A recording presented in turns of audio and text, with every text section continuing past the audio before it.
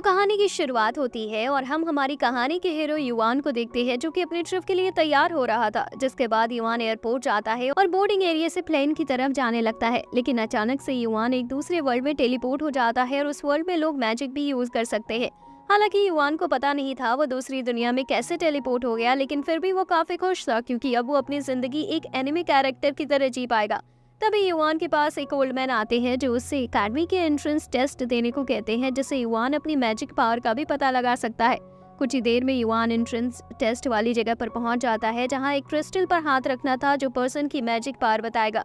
युवान सोच ही रहा होता है, उसके हाथ रखते ही मैजिक क्रिस्टल ही टूट जाएगा जैसे हर एनिमे में होता है। जब युवान क्रिस्टल पर हाथ रखता है वो बहुत तेज व्हाइट चमकता है और युवान काफी खुश होने लगता है, लेकिन फिर सभी बच्चे हंसने लगते हैं क्योंकि व्हाइट लाइट का मतलब युवान के पास कोई मैजिक है ही नहीं। फिर एग्जामिनर माइक्रोस्कोप से देखकर बताते हैं कि युवान के पास एक बहुत पतली सी मैजिक ग्रीन लाइन है, जिसके बाद युवान को उसका मैजिक स्ट्रॉन्ग करने के बाद आने को कहा जाता है। फिर युवान को वापस वही ओल्ड मैन मिलते हैं जो युवान को उनके गार्डन में काम करने का ऑफर देते हैं क्योंकि युवान के पास ग्रीन मैजिक है और वो वुड मैजिक होता है। फिर युवान ओल्ड मैन के गार्डन में काम करने लगता है और युवान अपने मैजिक से सिर्फ एक फ्लावर ही ग्रो कर सकता था। एक दिन युवान फॉरेस्ट में से कुछ आवाजें सुनता है तो वो वहां देखने पहुंच जाता है। युवान देखता है कि कुछ लोग एक लड़की से फ्लर्ट कर रहे हैं, लेकिन वो लड़के युवान को देख लेते हैं। उनसे बचने के लिए युवान वहां से भागने लगता है, पर वो सभी मैजिक यूज कर सकते थे और आसानी से युवान को पकड़ लेते हैं। फिर वो युवान को वापस न आने के लिए धमकाने लगते हैं। उसी रात युवान ओल्ड मैन से कहने लगता है कि वो इतना ज्यादा कमजोर क्यों है। फिर ओल्ड मैन युवान को बताते हैं कि अगर उसे स्ट्रॉन्ग बनना है तो उसे फेरी को ढूंढना होगा क्योंकि सिर्फ फेरी की मदद से ही वो स्ट्रॉन्ग बन सकता है। ओल्ड मैन बताते हैं कि उन्होंने भी एक बार फेरी को ढूंढने के लिए ट्राई किया था और उन्हें एक फेरी सीड भी मिल गया था, लेकिन वह सीड कभी ग्रो ही नहीं हुआ। ओल्ड मैन वो सीड युवान को दे देते हैं और उसे ग्रो करने की कोशिश करने को कहते हैं। युवान उस सीड के ऊपर एक सील देखता है जो सिर्फ युवान ही पढ़ पा रहा था। जिसके बाद युवान कई दिनों तक सीड को ग्रो करने की कोशिश करता है, लेकिन कुछ भी नहीं हो पा रहा था। फिर युवान सीड पर अपना ब्लड डालने की सोचता है, पर इससे पहले युवान वापस एक बार फॉरेस्ट में जाने का तय करता है। युवान वापस फॉरेस्ट में उन्हीं लड़कों को देखता है जो पहले थी और अब भी वो उसी लड़की से फ्लर्ट कर रहे थे, पर तभी वो लड़की उन लड़कों को काटने लगती है और हमें पता चलता है कि असल में वो एक वैम्पायर है। दूसरा लड़का ये देखकर उस वैम्पायर लड़की पर अटैक करता है, पर वो उसके अटैक से बच जाती है और उसे भी पकड़ लेती है। युवान ये देखकर वहाँ से भागने लगता है, पर वो लड़की युवान तक पहुँच जाती है और युवान को पकड़कर अपना वेपन उसकी चेस्ट के आर पार कर देती है। तभी युवान के चेस्ट से फ्लावर ग्रो होने लगता है और फ्लावर के बीच में से एक लेडी बाहर आती है जो युवान को मारने की कहती है, पर वो देखती है कि युवान तो पहले से ही मर चुका है। वैम्पायर फेरी के पास आती है, पर तभी फेरी वैम्पायर पर अटैक करती है जिससे वैम्पायर मर जाती है और फेरी युवान को भी हील कर देती है। फिर फेरी युवान को बताती है कि उसने सिर्फ इसलिए उसे बचाया है क्योंकि वो खुद ही उसे मारना चाहती है। जिसके बाद फेरी युवान पर अटैक करने लगती है, लेकिन युवान पर किए सारे अटैक वापस फेरी को ही लग रहे थे। तभी एक दूसरी लेडी जिसका नाम एलिस है वो वहाँ आती है जो कि उसी मैजिक एकेडमी की चेयरमैन है और वो युवान को एक फेरी बुक देती है जिसकी मदद से युवान वापस फेरी को सील कर देता है। कुछ देर बाद एलिस बताती है कि उनके कॉन्टिनेंट पे काफी सारे वैम्पायर हैं जो लोगों को मार रहे हैं। युवान को वो फेरी बुक चाहिए था, इसलिए एलिस युवान को कहती है कि अगर उसे वो बुक चाहिए तो उसे एकेडमी ज्वाइन करनी होगी और साथ ही वैम्पायर्स को पकड़ने में उनकी मदद भी करनी होगी। उसी रात सोते हुए फेरी बुक में से एक दूसरी फेरी जिसका नाम येजी है वो बुक से बाहर आती है और युवान से बातें करने लगती है। येजी युवान को फेरिस के बारे में बताती है और उसके फोन में चली जाती है जिससे वो हमेशा उसके साथ रह सके। नेक्स्ट डे युवान एकेडमी जाता है, लेकिन बाकी स्टूडेंट्स युवान को देखकर ज्यादा खुश नहीं होते और युवान को नीचा दिखाने के लिए उसके पास वही टेस्ट मैजिक क्रिस्टल भी फेंकते हैं। लेकिन जब युवान उस क्रिस्टल को उठाता है तब वो दो मैजिक एट्रीब्यूट दिखाता है जो देखकर सभी स्टूडेंट्स काफी हैरान हो जाते हैं। युवान तुरंत उस मौके का यूज करता है और एक लड़की को प्रपोज कर देता है, पर वो लड़की शर्मा कर वहाँ से चली जाती है। फिर ये बताती है कि युवान के पास एक वैम्पायर और दूसरा फेरी का एट्रीब्यूट आ चुका है और अब युवान के पास लोगों को इम्प्रेस करने की भी एबिलिटी है। कुछ देर बाद युवान ट्रेनिंग से काफी थक जाता है और चल भी नहीं पा रहा होता, हालांकि टीचर और बाकी स्टूडेंट सभी ठीक लग रहे थे। फिर एक स्टूडेंट जो युवान से काफी जेलस था वो उसे डुओ के लिए चैलेंज कर देता है। तभी उनका डुओ देखने के लिए प्रिंसेस अनकाई भी वहां आ जाती है। वो स्टूडेंट युवान पर विंड अटैक करता है, लेकिन युवान को कुछ नहीं होता क्योंकि उसके चारों तरफ एक बैरियर लगा हुआ था। युवान की फेरी जिसका नाम मोफे है वो युवान से उसे बाहर बुलाने को कहती है जिससे वो उस स्टूडेंट को मार सके, लेकिन युवान किसी को मारना नहीं चाहता था। फिर युवान अपने वुड मैजिक का यूज करके उस स्टूडेंट को हरा देता है, लेकिन थकान की वजह से गिर जाता है। युवान को होश आता है, पर वो अपनी आँख को किसी दूसरे वर्ल्ड में पाता है जहाँ वो एक बीमार छोटी लड़की को देखता है। फिर युवान उसकी मदद करने लगता है, पर तभी कुछ लोग वहाँ आते हैं और उस छोटी लड़की को बेचने की कहने लगते हैं। हालांकि युवान उस लड़की को बचाने के लिए उसे अपने साथ लेकर भागने लगता है, पर वो लोग युवान को पकड़ लेती हैं और युवान उस लड़की को बचाने के लिए एक शील्ड की तरह उसके ऊपर आ जाता है। पर तभी युवान को पता चलता है कि वो लड़की तो असल में ह्यूमन मोफे ही है। पर जैसे ही युवान को पता चलता है वो वापस अपने वर्ल्ड में आ जाता है। येज़ी उसे बताती है कि वो अभी फेरी वर्ल्ड में पहुंच गया था। फिर येज़ी युवान को बताती है कि अब मोफे उस पर अटैक नहीं करेगी, पर अब भी मोफे युवान को पसंद नहीं करती। तभी कुछ स्टूडेंट्स क्लिनिक में आते हैं तो युवान छुप जाता है, लेकिन फिर युवान को पता चलता है कि वो स्टूडेंट्स असल में वैम्पायर्स है जो यहाँ स्टूडेंट्स का ब्लड पीने आए हैं। उसी रात युवान अपने घर पर खाना खा रहा होता है, पर तभी युवान देखता है कि कोई उसके घर की तरफ आ रहा है। युवान को लगता है कि पक्का वैम्पायर्स ही है, उसे मारने के लिए आ रहे होंगे, इसलिए युवान छुप जाता है और जैसे ही कोई बाहर से गेट खोलता है युवान बिना देखे उसे मुक्का मार देता है। पर फिर युवान देखता है वो तो असल में प्रिंसेस इनकाई थी। युवान के मुक्के की वजह से इनकाई बेहोश हो जाती है तो युवान उसे अपने घर के अंदर ले जाता है। कुछ देर बाद इनकाई को होश आता है और वो अपने आप को युवान के साथ लेटा पाती है, जिसकी वजह से वो काफी गुस्से में आ जाती है और युवान को पीटने लगती है। फिर युवान इनकाई को रोमन खिलाकर शांत करता है, पर तभी कुछ लोग उनकी तरफ आने लगते हैं, इसलिए युवान और इनकाई छुप जाते हैं। वैम्पायर्स युवान को ढूंढते हैं पर उन्हें वो कहीं नहीं मिलता। तभी युवान वैम्पायर्स को अपनी वाइन से बांधकर इनकाई के साथ वहां से भाग जाता है, जिसके बाद युवान मोफे को बुला लेता है उसे बचाने के लिए। मोफे आसानी से दोनों वैम्पायर्स को हराने लगती है, पर उन्हें खत्म करने से पहले उनका लीडर वहां आ जाता है और उन दोनों वैम्पायर्स को खुद ही मार देता है। येज़ी युवान को बताती है कि वैम्पायर लीडर लेवल 8 का नाइट है और मोफे के लिए अभी उसे हराना काफी मुश्किल होगा। बैटल शुरू होती है और नाइट मोफे से आसानी से जीतने लगता है। युवान येज़ी से मदद मांगता है। येज़ी बताती है कि अगर वो फेरी वर्ल्ड में जाकर मोफे के साथ अपना बॉन्ड अच्छा कर ले तो इससे मोफे को पार मिल सकती है, पर युवान बताता है कि उसके पास इतना मैजिक नहीं है कि वो फेरी वर्ल्ड में जा सके। इनकाई बताती है कि वो अपना मैजिक युवान में ट्रांसफर कर सकती है, लेकिन वो ऐसा करने से मना कर देती है क्योंकि वो युवान से अभी भी गुस्सा थी। युवान इनकाई को 1 साल तक रेमन खिलाने की कहता है, जिससे इनकाई खुश हो जाती है और अपना मैजिक युवान में ट्रांसफर करने लगती है। जिसके बाद युवान येज़ी के साथ फेरी वर्ल्ड में पहुंच जाता है और देखता है कि मोफे एक हिटमैन की तरह काम कर रही है और कुछ गुंडों को पीट रही है। हालांकि मोफे युवान को देख और सुन नहीं सकती थी। युवान देखता है कि मोफे सिर्फ एक ही लड़के से बात करती है जो कि युवान की तरह दिखता है। उस लड़के का नाम जाओ था और वो कुछ बच्चों के साथ खेल रहा था। तभी कुछ गुंडे उन्हें परेशान करने लगते हैं और जाओ बच्चों को बचाने के लिए खुद पीटता है। ये देखकर मोफे को याद आता है कि कैसे पहले जाओ ने उसे बचाया था, जबकि असल में युवान ने उसे बचाया था। मोफे वहां आ जाती है और उन गुंडों को पीट कर जाओ को बचा लेती है। जाओ मोफे को अपनी स्वॉर्ड देता है जो मोफे ले लेती है। युवान ये सब देखकर काफी गुस्सा हो जाता है क्योंकि ये सब जाओ ने पहले से ही प्लान किया था, जिससे मोफे उसके प्यार में गिर जाए। दूसरी तरफ हम देखते हैं कि मोफे नाइट से अब भी फाइट कर रही थी और सभी को बचाने के लिए वो नाइट को अपने ब्लड ट्रैप में ट्रैप करने लगती है। फेरी वर्ल्ड में युवान जाओ के सामने आ जाता है और हम देखते हैं कि जाओ युवान को देख पा रहा था। जाओ युवान से पूछता है कि युवान आगे गेम में मोफे के साथ क्या करने वाला है, पर युवान कहता है कि मोफे को एक गेम कैरेक्टर नहीं समझता। जाओ मोफे के घर जाता है, लेकिन मोफे उसके ऊपर अटैक कर देती है। फिर मोफे बताती है कि उसके पास उससे मिलने कभी कोई नहीं आता। जाओ मोफे के लिए काफी सारे गिफ्ट्स भी लाया था और युवान सिर्फ गुस्से से ये सब होता हुआ देख रहा होता है। नेक्स्ट डे जाओ और मोफे एक डेट पर जाते हैं और जाओ मोफे को बताता है कि वो एक एक्सप्लोरर है और वो हर जगह घूमता रहता है और एक जगह के बारे में बताता है जो कि चारों तरफ से फ्लावर से घिरी हुई है। नेक्स्ट डे मोफे एक आदमी को मारती है, पर आगे जाने के बाद वो देखती है कि जाओ उसका इंतजार कर रहा है तो वो अपनी स्वॉर्ड छुपा लेती है। जिसके बाद जाओ मोफे के लिए खाना बनाता है और दोनों काफी बातें करते हैं। फिर मोफे अपने बॉस से काफी सारे काम लेती है, जिससे वो काफी पैसे कमाकर अपने लवर के साथ दूर जा सके। मोफे का बॉस उसे कहता है कि जाओ उसके लिए खतरनाक हो सकता है, पर मोफे उसकी बात नहीं सुनती। जिसके बाद मोफे 2 टिकट खरीदती है और उन्हें जाओ को दे देती है। फिर जाओ मोफे से कहता है कि वो 3 दिन बाद लाइट हाउस पर मिलेंगे और कहीं दूर चले जाएंगे। जिसके बाद मोफे अपना सारा सामान पैक करती है और लाइट हाउस के लिए निकल जाती है। मोफे लाइट हाउस पर पहुंचकर जाओ का इंतजार करने लगती है, लेकिन जाओ नहीं आता।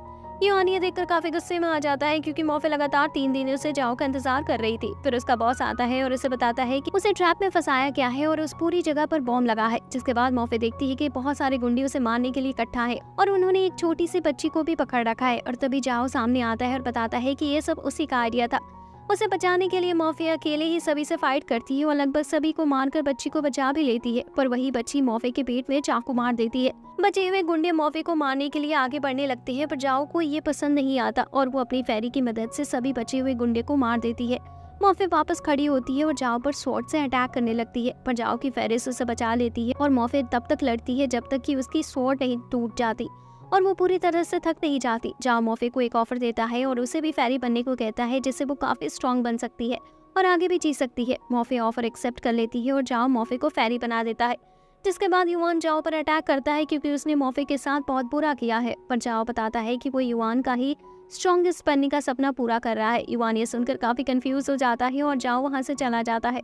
युवान अपने आप को मोफे के सामने पाता है और सोचता है कि अगर वो वापस अपने आप को मार ले तो मोफे फिर पहले की तरह आजाद हो सकेगी। लेकिन युवान अपने चेस्ट में चाकू मारने की हिम्मत इकट्ठा नहीं कर पा रहा होता, इसलिए वो मोफे के पास ऊपर तक चढ़ता है और मोफे को गुड बाय बोलकर सीधा चाकू के ऊपर कूद जाता है। जिसके बाद मोफे को होश आता है और वो समझ आती है कि युवान और जाओ दोनों अलग इंसान है। लेकिन वो काफी दुखी भी होती है क्योंकि युवान ने अपने आप को खत्म कर लिया सिर्फ उसे बचाने के लिए।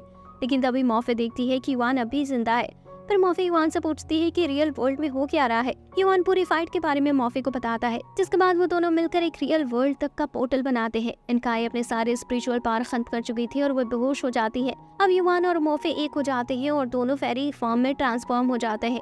अब अपनी न्यू पावर्स के साथ वो दोनों आसानी से नाइट से फाइट करते हैं और उसे अच्छी टक्कर भी देते हैं। नाइट और युवान दोनों ही अपने बेस्ट अटैक से एक दूसरे पर हमला करते हैं। हालांकि युवान आसानी से फाइट जीत जाता है, जिसके बाद एरिस जीतने की खुशी में युवान को 2 और फेरी सीट्स देती है।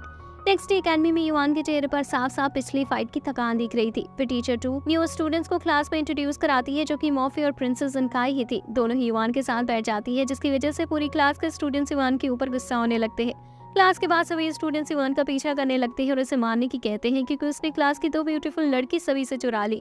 जिसके बाद युवान लाइब्रेरी जाता है और लाइब्रेरियन से सीड ग्रो करने के लिए स्क्रॉल मांगता है। लाइब्रेरियन उसे 2 स्क्रॉल दे देती है। उसी रात युवान स्क्रॉल के साथ एक झील के पास पहुंच जाता है पहले सीड्स को ग्रो करने के लिए। लेकिन येज़ी बताती है कि इससे कुछ नहीं होने वाला। फिर येज़ी बताती है कि युवान को सिर्फ सीड्स को झील में डाल देना चाहिए और इंतजार करना चाहिए। युवान ऐसा ही करता है और इंतजार करने लगता है, लेकिन काफी दिनों तक कुछ होता ही नहीं है। दूसरी तरफ वेम्पायर नाइट अपने मास्टर को फेरिस के बारे में बताता है। ये सुनकर वो काफी खुश होता है। नाइट का मास्टर उसे फेरिस को उसके पास लाने को कहता है और फेरी के मास्टर को खत्म करने का ऑर्डर देता है। कुछ दिन बाद आखिरकार सीड ग्रो हो जाते हैं और पहले वाले के अंदर से एक व्हाइट हेयर फेरी निकलती है, जो युवान को फेक कहकर उसकी तरफ अटैक करने बढ़ने लगती है। लेकिन तभी दूसरी फेरी सीड भी ग्रो हो जाती है और जैसे ही दूसरी फेरी बाहर आती है तभी पहले वाली को रुकने को कहती है। तुरंत वो रुक भी जाती है, जिसके बाद वो दोनों युवान को अपना मास्टर मान लेती है और युवान उनका नाम लोटस और यूजियान रखता है। नेक्स्ट डे प्रिंसिपल युवान को बताती है कि नाइट अपने सोल्जर्स के साथ युवान पर अटैक करने आ रहा है और फेरिस को ले जाने के लिए, इसलिए वो युवान को प्रिंसेस के साथ अकेडमी से दूर जाने को कहती है। युवान प्रिंसेस और फेरी के साथ निकल जाता है और रास्ते में एक झरना देखते हैं। इनकाई और युवान उसकी तरफ जाने लगते हैं, पर तभी एक ड्रैगन जॉर्जो उनके सामने आ जाता है और युवान से फेरी को लेने की कहता है। पर युवान ड्रैगन को फाइट के लिए चैलेंज कर देता है और दोनों के बीच डुओ शुरू हो जाता है। युवान जॉर्जो को अपनी वाइन से पकड़ लेता है और जब तक वो हार नहीं मानता तब तक उसे छोड़ता नहीं। अपनी हार के बाद जॉर्जो वहाँ से जाने लगता है और युवान को एक सीटी दे जाता है। जिसके बाद युवान लोटस से बात कर रहा होता है, पर वो अब भी युवान को पसंद नहीं करती और वो बताती है कि जब से वो उठी है उसके दिल में युवान के लिए एक अजीब गुस्सा है। लेकिन तभी उनके ऊपर नाइट्स अटैक कर देते हैं और बाकी दोनों फेरी भी वहाँ आ जाती है। युवान जॉर्जो भी अपनी मदद के लिए सिटी से बुलाता है और वो उल्टा नाइट का साथ देने लगता है, जिससे वो एक फेरी उसको भी दे दे। फेरी मिलकर नाइट्स को रोकती है और ड्रैगन युवान पर अटैक कर देता है। युवान इस बार भी अपनी वाइन्स की मदद से ड्रैगन को रोकने की कोशिश करता है, पर इस बार उसका ये तरीका काम नहीं आता। जॉर्जो युवान को एक लेक में गिरा देता है, लेकिन लेक में युवान एक नए स्पेल का यूज करके जॉर्जो को फिर से पकड़ लेता है। लेक में एक सील थी, जिसे देखकर मोफे युवान को बचाने के लिए जाने लगती है, पर मोफे के जाने की वजह से दोनों फेरी नाइट्स के सामने कमजोर पड़ जाती है। दूसरी तरफ वेम्पायर नाइट इनकाई को मारने उसके रूम में पहुंच जाता है। युवान को होश आता है और जाओ युवान को बताता है कि न्यू गेम स्टार्ट हो चुका है। तभी युवान लोटस को उसकी ह्यूमन फॉर्म में देखता है, जो युवान को घायल देकर उसकी पट्टी कर देती है। पर लोटस अपना नाम लियान बताती है, जिसके बाद जाओ बताता है कि वो अभी भी फेरी वर्ल्ड में है और वो फेरी की मेमोरी के अंदर ही है। जाओ एक बेबी ड्रैगन की मदद से पूरा दिन लियान के ऊपर नजर रखता है और फिर उसके बारे में सब पता चलने के बाद लियान के क्लोज जाने लगता है, जैसे उसने मोफे के साथ किया था। लियान असल में अपने सिस्टर को ठीक करने के लिए कुछ अर्ब्स ढूंढ रही थी, तो जाओ उसकी मदद करने की कहता है और दोनों ही एक केव में पहुंच जाते हैं, जहाँ उन्हें अर्ब्स तो मिल जाती है, पर एक टाइगर बीस्ट उनके ऊपर अटैक कर देता है।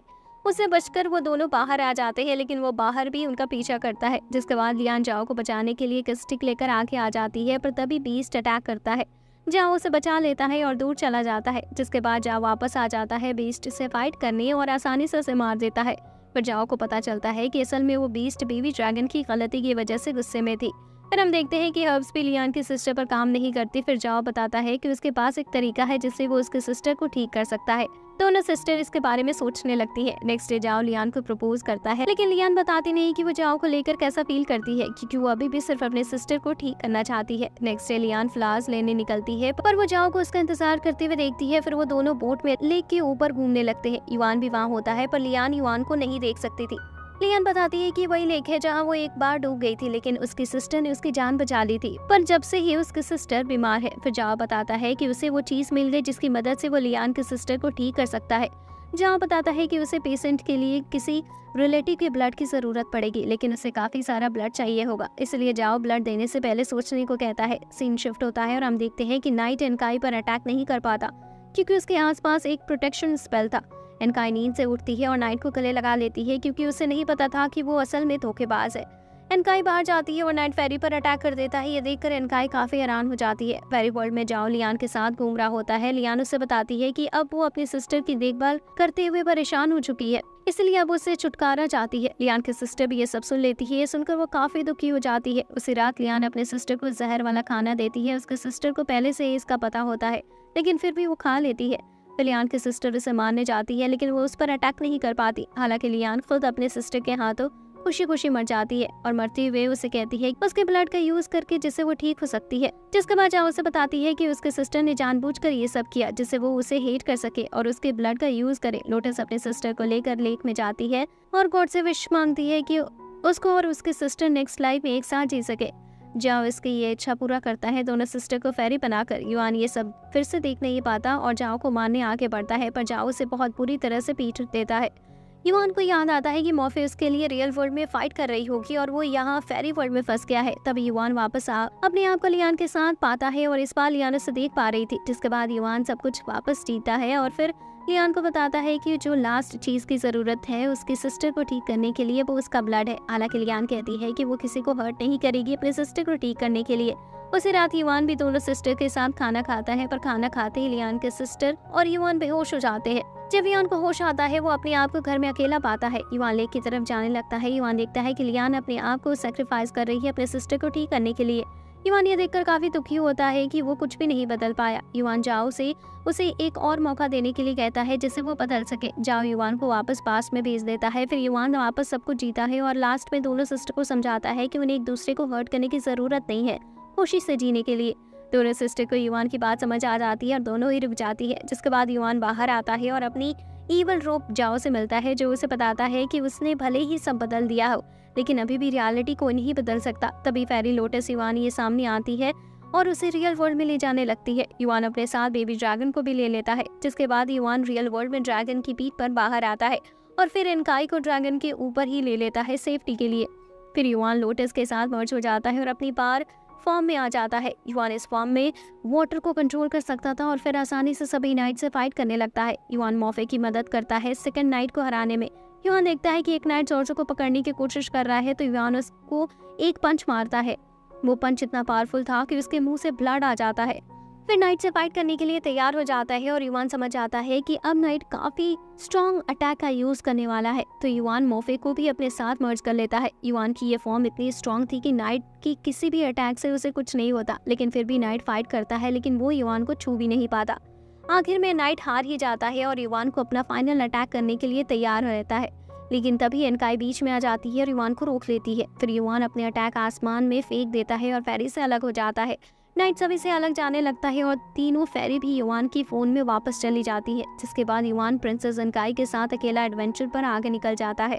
लेकिन अब ये वीडियो यहीं पर खत्म होती है। अगर आपको ये वीडियो अच्छी लगी हो तो वीडियो को लाइक करें, चैनल को सब्सक्राइब करें। यहाँ तक देखने के लिए आपका बहुत बहुत शुक्रिया।